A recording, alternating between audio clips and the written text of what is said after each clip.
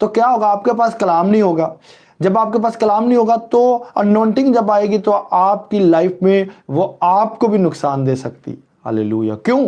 क्योंकि कलाम है नहीं, अनोइंटिंग मेंटेन नहीं होगी और आप उस अनोइंटिंग को यूज नहीं कर पाओगे। हालेलुया।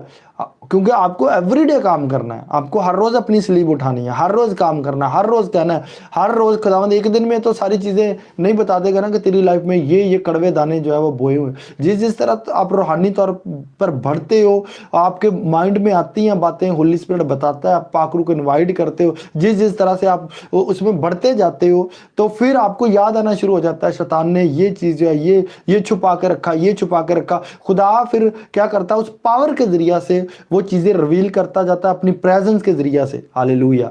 अपनी प्रेजेंस के जरिए, अपनी पावर से, प्रेजेंस से उन चीजों को रिवील करता है, क्योंकि खुदा उनकी प्रेजेंस में सीक्रेट रिवील होते हैं। हालेलुया।